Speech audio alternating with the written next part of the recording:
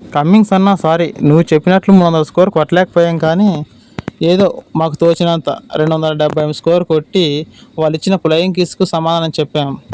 నిజమే హెడ్, లేకపోతే మనకు ఫ్లయింగ్ కిస్ ఇచ్చి మనల్ని దారుణంగా అవమానిస్తారా? వీళ్ళకి 275 స్కోర్ కాదు, 300 స్కోర్ కొట్టి ఉంటే వీళ్ళకు ఇలా దూల తీరిపోయేది.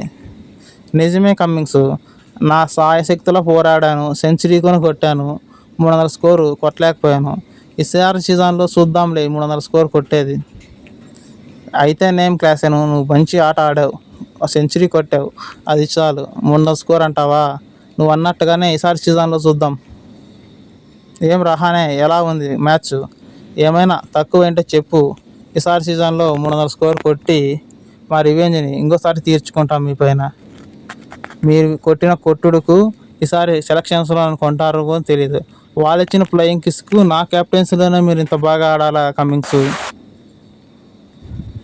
అవును కమ్మింగ్స్, రహానే ఏం చేశాడు? ఫ్లయింగ్ కిస్ ఇచ్చింది షారుఖ్ భాయ్ మీదే మీరు రివెంజ్ తీర్చుకోవాలి, కానీ వీళ్ళ మీద తీర్చుకుంటే ఏమొస్తుందో చెప్పు. అది కాదన్న ధోని అన్న, లేకపోతే ఫ్లయింగ్ కిస్ ఇచ్చి చీటికి మాటికి ప్రతి మ్యాచ్లోనూ మమ్మల్ని ఎంత ఇన్సల్ట్ చేశారో మీకు తెలుసు కదన్న. ఇట్లయితే ఎట్లా చెప్పు? ఏదైతేనేమో ధోని అన్న మా కోసం జీటీని పిసికేశారు. దానివల్ల మాకు మంచి ఆపర్చునిటీ దొరికింది ఫస్ట్ ప్లేస్ వెళ్ళడానికి. నీకోసమే కోహ్లీ, నువ్వు ఫస్ట్ ప్లేస్కి వెళ్ళి 18 ఏళ్ళ తర్వాత కప్పు కొట్టబోతున్నావు. మధ్యలో అడ్డంకులు నేను తొలగిస్తాను కదా, నువ్వు హ్యాపీగా కప్పు కొట్టుకో, నేను ఉన్నా కదా వెనక. ధోని అన్న అలాగే అంటాడు. అయితే ధోని అన్న సపోర్టు, ఫ్యాన్స్ సపోర్ట్ వల్ల ఈసారి కప్పు కొట్టబోతున్నాం.